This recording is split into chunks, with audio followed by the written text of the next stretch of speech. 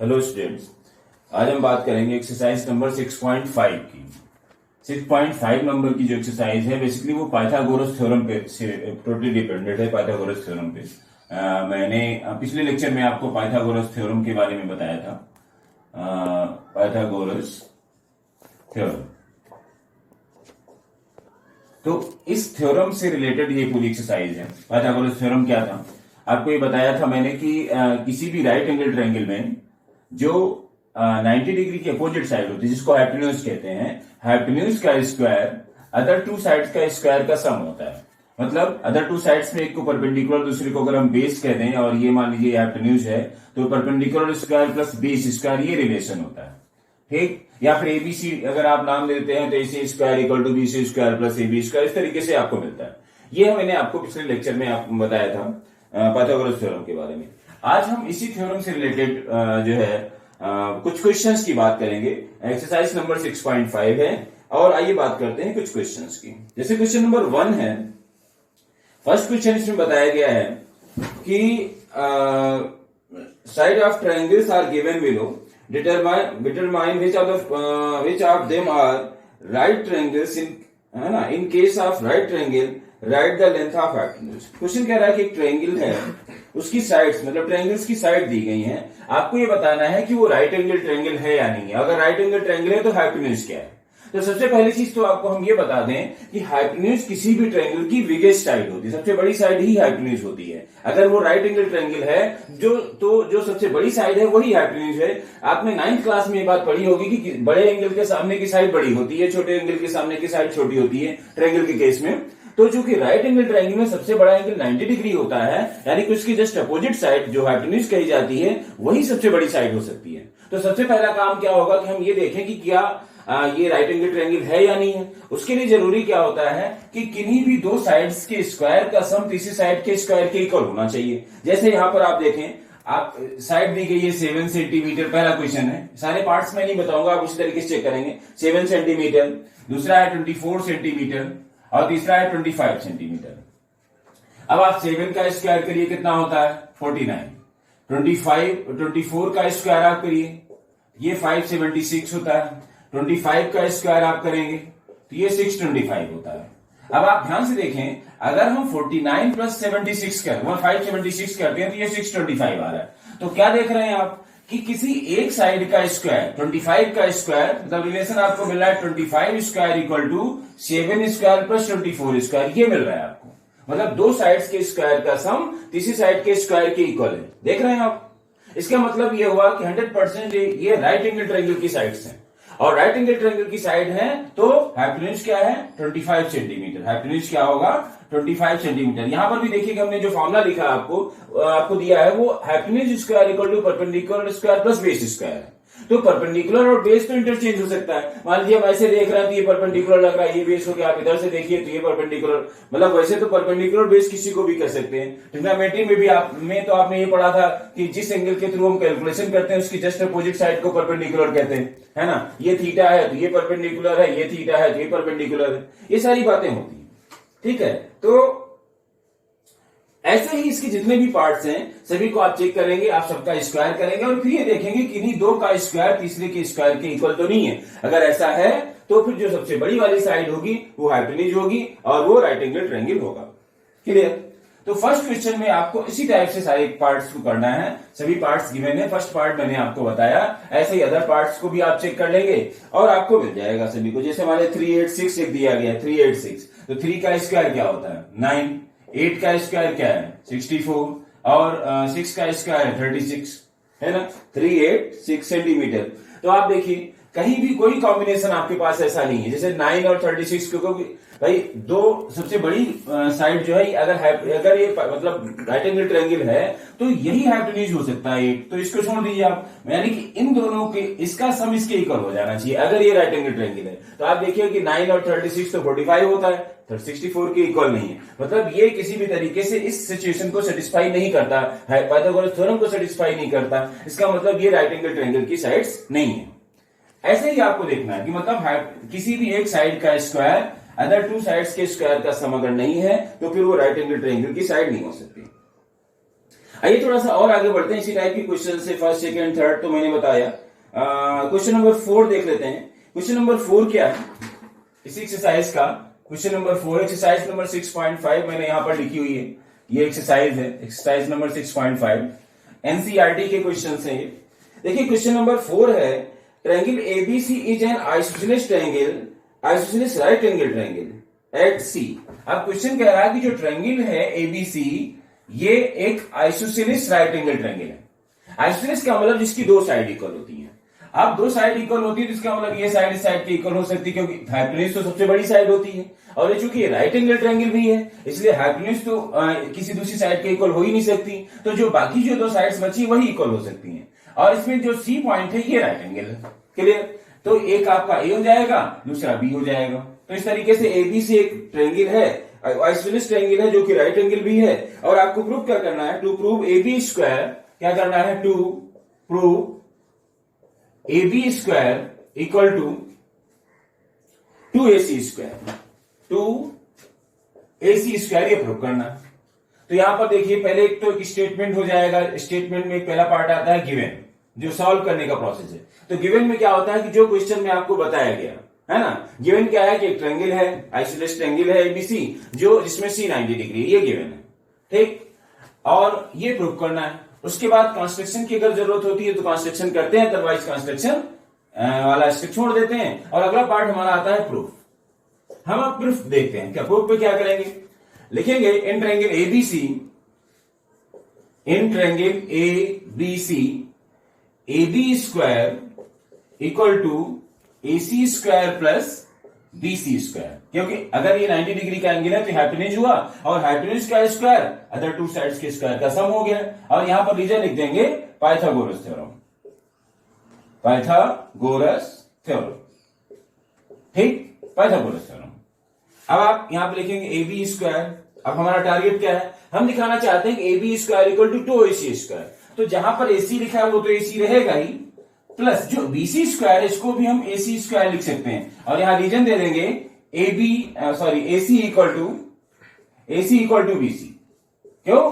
क्योंकि ये isosceles triangle भी तो था, आइसोसेलेस ट्रायंगल था, इसमें AC BC के इक्वल था, तो हमने BC को भी AC में कन्वर्ट कर दिया, क्योंकि हमें AC की जरूरत है, BC नहीं चाहिए हमें। तो क्या हो जाएगा ये AB square equal to 2AC square, और यहां पर लिख देंगे आप प्रूफ। ठीक, ये इस तरीके से आपको ये रिलेशन मिल गया कि AB स्क्वायर जो है वो 2AC स्क्वायर के इक्वल है। ये था क्वेश्चन नंबर 4। अब आइए किसी और क्वेश्चन की बात करते हैं।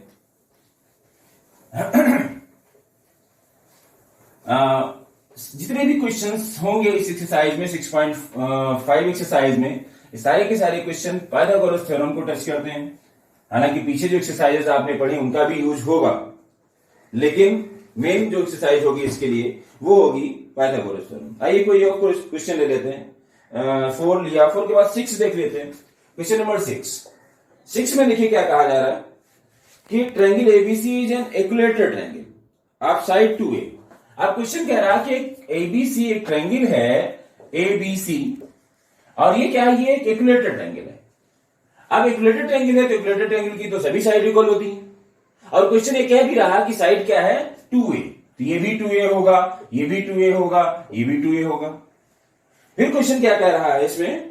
Find each of its altitude. Altitude आपको फाइंड करना। अल्टीट्यूड क्या होता है कि किसी भी वर्टेक्स से अपोजिट साइड पर परपेंडिकुलर जो भी आता है उसको अल्टीट्यूड कहते हैं। मतलब ये 90 डिग्री का एंगल यहां पर बनना चाहिए, इसको डी कहते हैं मान लीजिए। तो आपको फाइंड क्या करना है? AD। ये आपका टारगेट है, AD क्या है? क्लियर? अब आप क्या कर सकते हैं? देखिए दो ऑप्शन आपके पास है। वैसे तो आप ट्रिग्नोमेट्री भी इसमें यूज कर सकते हैं। भाई आपको बताया कि एक इक्विलेटरल ट्रायंगल है तो सारे के सारे एंगल 60 डिग्री के होंगे। तो मान लीजिए 60 डिग्री का एंगल है तो आप लिख सकते हैं साइन, भाई ये 60 और ये राइट एंगल ट्रायंगल भी है। कौन सा? ABD, ये वाला जो ट्रायंगल है ये राइट एंगल ट्रायंगल भी है। तो राइट एंगल ट्रायंगल में ट्रिग्नोमेट्री अप्लाई हो जाती है। तो यहां पर आप लिख सकते हैं भाई इस एंगल के अकॉर्डिंग अगर हम कैलकुलेशन करेंगे तो ये परपेंडिकुलर आपको फाइंड करना है, क्योंकि जिस एंगल से हम कैलकुलेशन करते हैं उसकी अपोजिट साइड को परपेंडिकुलर कहते हैं। तो परपेंडिकुलर फाइंड करना है और हाइपोटेन्यूज गिवन है, तो क्या हो जाएगा? साइन मिल जाएगा आपको। कोई साइन का रिलेशन परपेंडिकुलर अपॉन हाइपोटेन्यूज होता है। तो यहां पर आप लिख सकते हैं साइन 60, एंगल क्या है? 60 डिग्री। तो 60 इक्वल टू आ जाएगा AD अपॉन AB।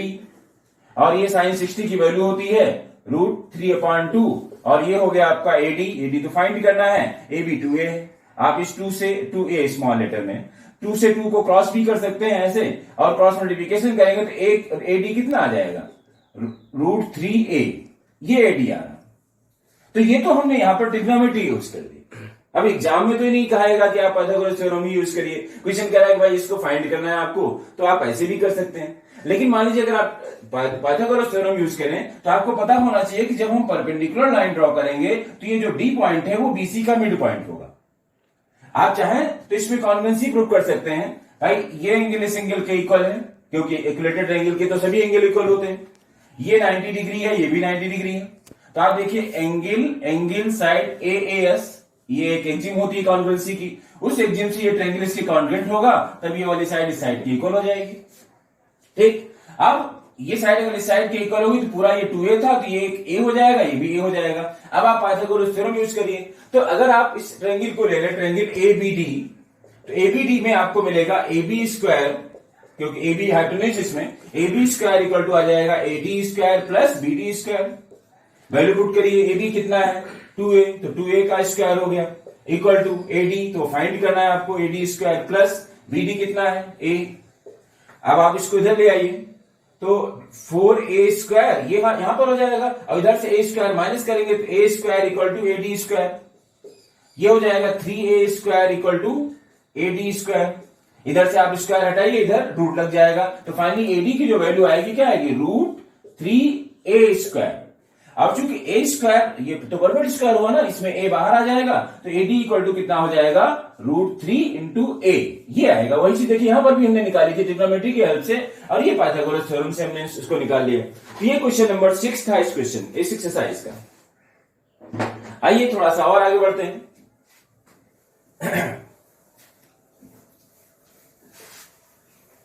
इसके बाद देखें क्वेश्चन नंबर कोई एक क्वेश्चन ले लेते हैं, 6 लिया है हमने अभी, 6 के बाद 7 भी, एक मिनट में चेक कर लेता हूं अभी कि कौन से क्वेश्चंस आपको देने हैं।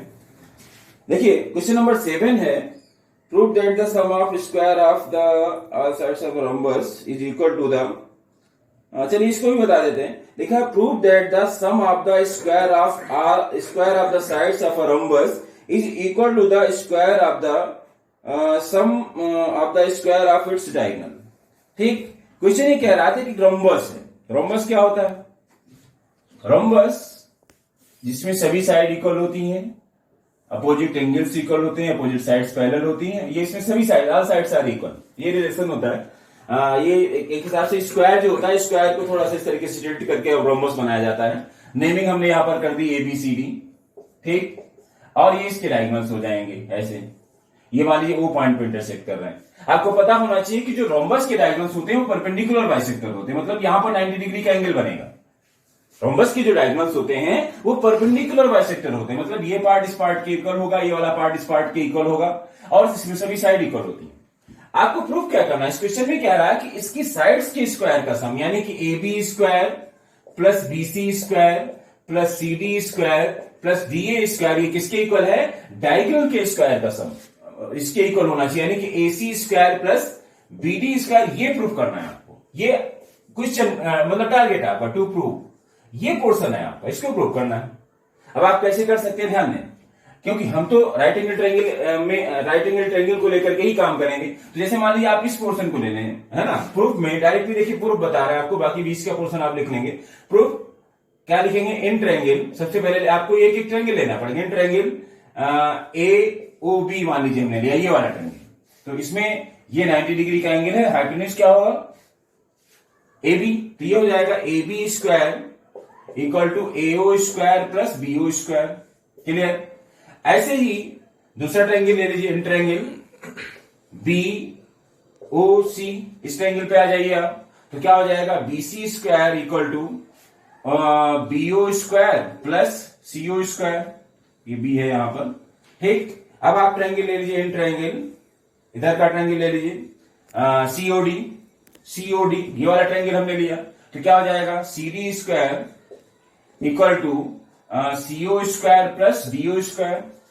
उसके बाद लास्ट यहां पर ले लेते हैं इन ट्रायंगल, चारों को लेना पड़ेगा, क्योंकि चारों साइड्स की हमें जरूरत है। एक्चुअल में हम एलएचएस को क्लियर करने की कोशिश करते हैं, और जब एलएचएस हमें मिल जाता है तो आरएचएस अपने आप ही मिल जाएगा।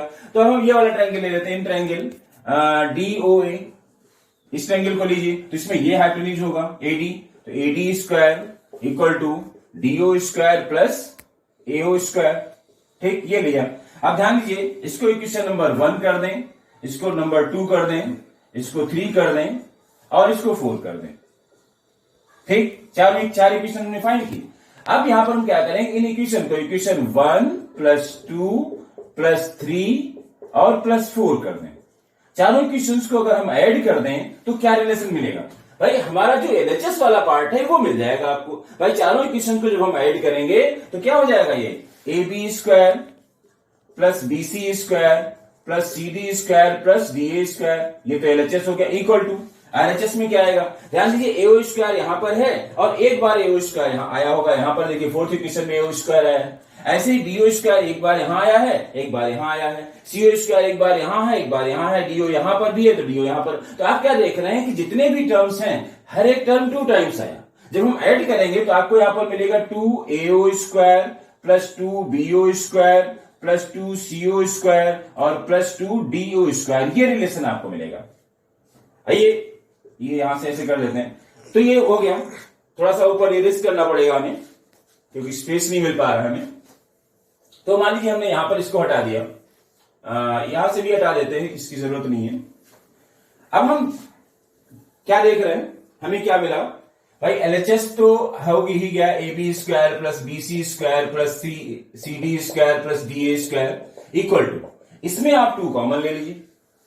अगर हम 2 कॉमन ले लेंगे, 2 कॉमन लीजिए, या फिर आप ऐसा कर सकते हैं जैसे एओ जितना होगा, देखिए एओ स्क्वायर है ना, AO square 2 square plus 2 BO square plus, अब ध्यान दीजिए जितना एओ है उतना ही तो सीओ है, तो सीओ जहां पर आ रहा है उसको भी हम एओ कर सकते हैं, ये भी हो जाएगा 2 स्क्वायर प्लस जितना डीओ है ये उतना ओबी भी है ना, ओबी या बीओ, तो बीओ स्क्वायर ये हो जाएगा 2 बीओ स्क्वायर। मतलब हमने क्या किया कि जहां पर एओ था, एओ को हमने कर दिया एओ सीओ इक्वल है और बीओ डीओ इक्वल है।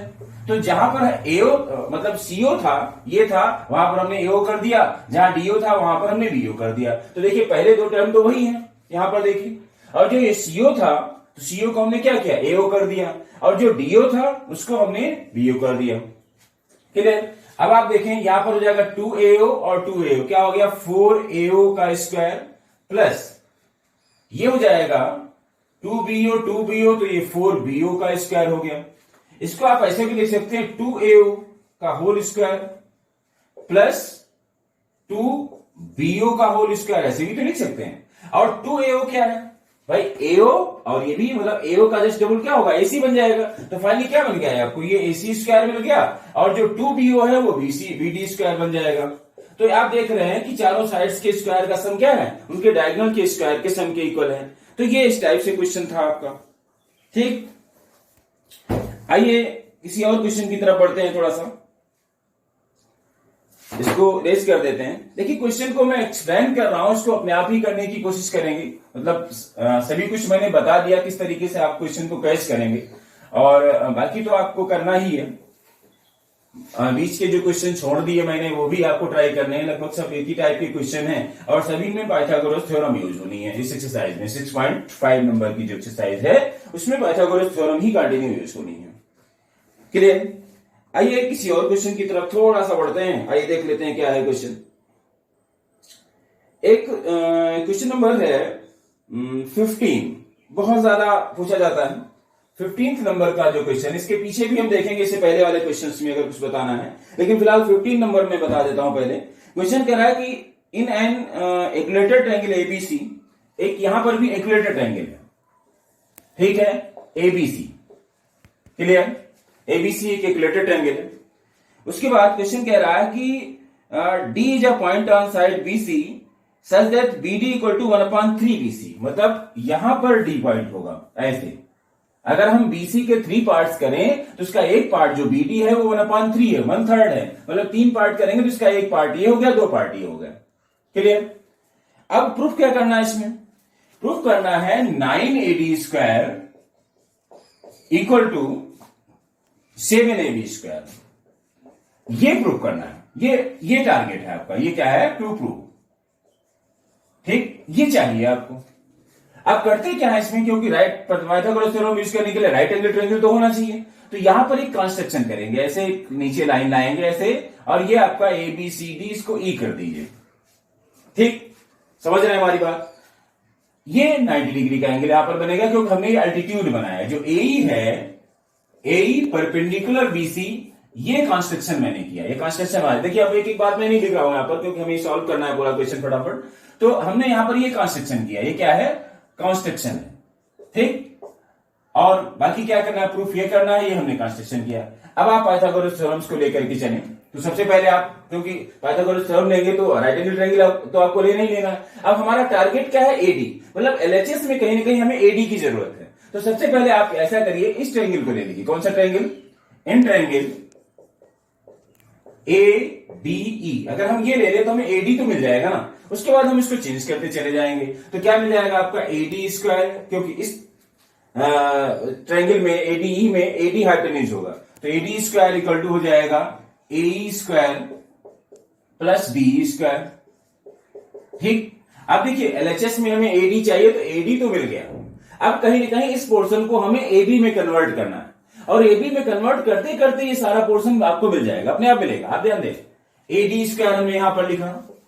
अब हमें AE नहीं चाहिए, DE की भी हमें जरूरत नहीं, दोनों को चेंज करेंगे। और दोनों को चेंज करके हम क्या करेंगे?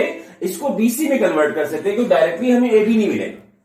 BC में हम कन्वर्ट कर सकते हैं, और BC में कन्वर्ट, BC जो कि AB के ही इक्वल है, क्योंकि इक्विलेटरल ट्रायंगल है, तो बाद में इसको चेंज करते रहेंगे। तो पहले हम AE को चेंज करें, तो AE क्या हो सकता है? जो अगर आप इस ट्रायंगल को ले लें ABE को, तो AE हो सकता है AB² माइनस BE², है ना? क्या होगा? हाइपोटेन्यूज स्क्वायर माइनस BE² करेंगे तो आपको AE² मिल जाएगा। और प्लस जो DE है, अब ध्यान दीजिएगा, ये पूरा का पूरा 1/3 है, और ये जो E पॉइंट होगा वो मिडिल पॉइंट होगा। तो आप देखें, ये एक पार्ट था, ये 2 पार्ट थे, टोटल थे 3 पार्ट। 3 पार्ट में अगर हम D तक कहें तो 1.5 पार्ट आ रहा है, 1.5। ठीक, तो अगर ये 1.5 है तो उसमें भी ये 2 पार्ट है, इसका 1 पार्ट, यानी कि ये भी 2:1 का रेशियो है। तो वास्तव में ये जो D है, D क्या बनेगा? अगर हम D जैसे टुकड़े करें, छोटे छोटे टुकड़े करें, तो इसके 6 पार्ट बनेंगे, क्योंकि आपको पता है कि 1.5 के अगर हम 6 पार्ट करेंगे, 1.5 इंटू 6 करेंगे, तो ये बनेगा आपका कितना हो जाएगा? 9, है ना? और जब ये 9 बनेगा तो 3 पार्ट में इस तरीके से। अगर ये चीज नहीं समझ में आ रही तो आप दूसरे तरीके से समझ लीजिए इस चीज को। भाई, ये जो यहां से यहां तक का पोर्शन है, मैंने कहा कि ये जो B है ये BC/2 है, मतलब पूरे का आधा है। और इसमें ये जो BD है, BD क्या है? इसको लिख सकते हैं आप, BD जो है B इक्वल टू, ये BC को हम लिख सकते हैं BD प्लस D/2। और ये जो BD है, BD आपका 1/3 है BC का, तो यहां पर आप 1/3 BC कर सकते हैं। अगर ये 1/3 है और ये इसका आधा है, तो आप ऐसे समझिए कि मान लीजिए हमने इसका भी एक टुकड़ा कर दिया, तो ये आधा हो गया, ये आधा हो गया, ये आधा हो गया, बिल्कुल 3 टुकड़े ऐसे भी बनेंगे। यानी कि वास्तव में ये वाला पोर्शन जो है वो पूरे BC का 6th पार्ट है। आप समझ रहे हैं हमारी बात? मतलब हमने ये कहा कि ये जो इतना पोर्शन पूरा हाफ है।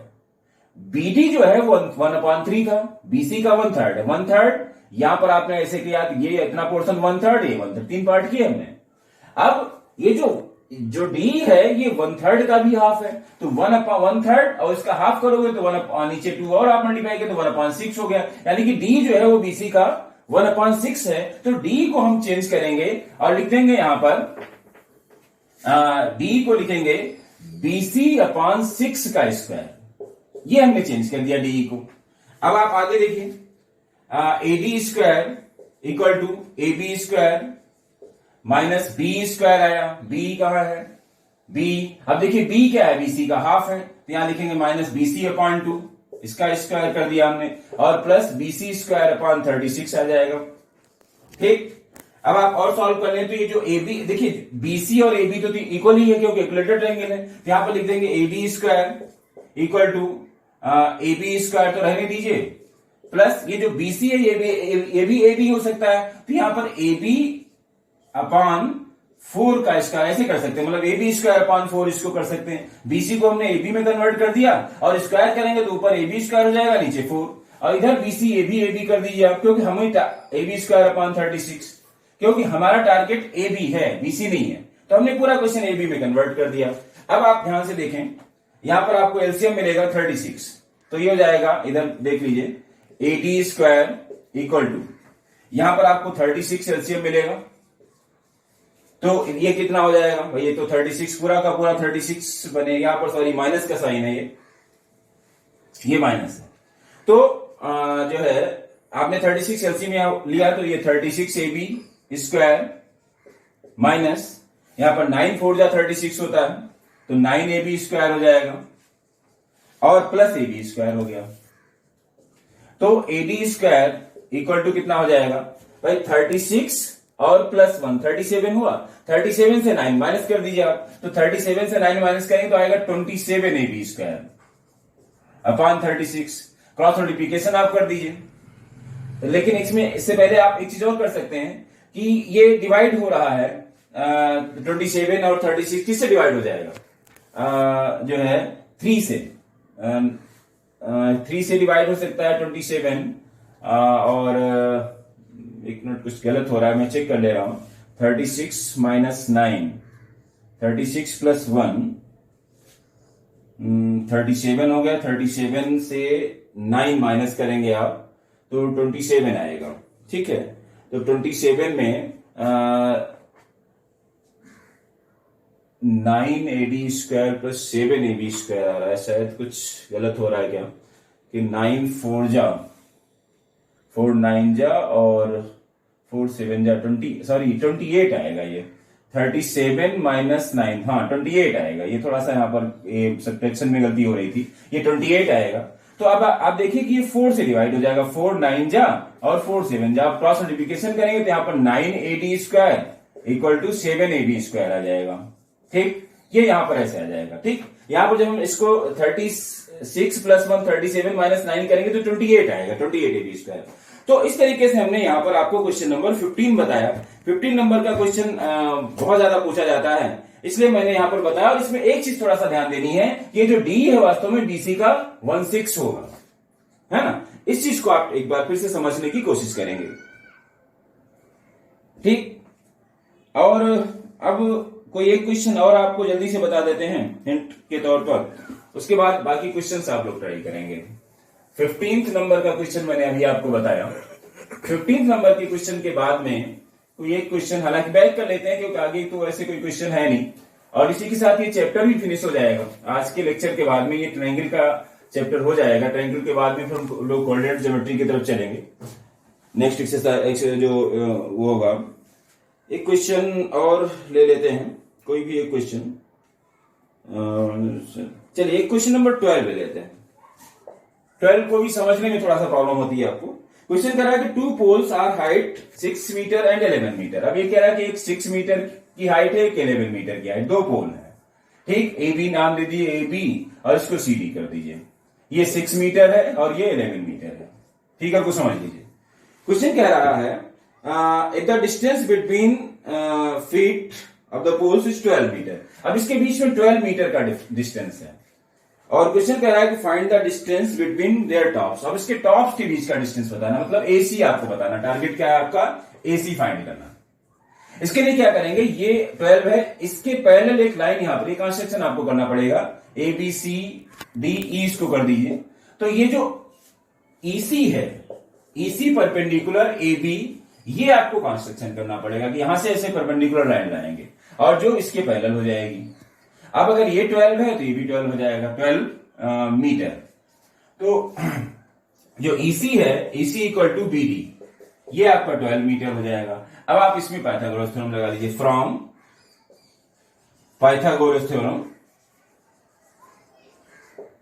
पाइथागोरस थ्योरम क्या हो जाएगा, क्योंकि इस यहां पर ये 90 डिग्री का एंगल है तो हाइपोटेन्यूज हो गया AC, तो हो गया AC square equal to AE square plus EC square.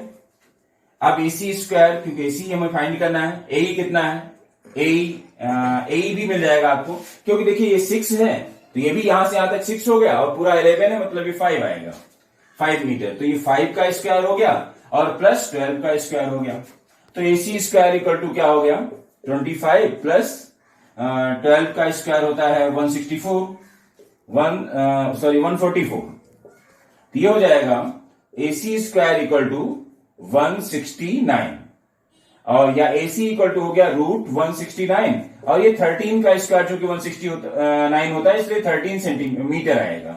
तो इस तरीके से ये डिस्टेंस आपका 13 मीटर आएगा। ठीक, तो इसमें फिगर को समझने की जरूरत थी कि बेस के बीच का डिस्टेंस 12 मीटर गिवन था और टॉप के बीच का डिस्टेंस ये है। अगर मान लीजिए हाइट अलग अलग है तो टॉप के बीच का जो डिस्टेंस होगा वो हमेशा बेस के बीच का जो डिस्टेंस होगा उससे थोड़ा सा ज्यादा होगा, क्योंकि वो हाइपोटेन्यूज का केस बनेगा। ठीक, तो इस तरीके से हमने आपको कुछ क्वेश्चंस इसमें बता दिए हैं एक्सरसाइज नंबर 6.5 में।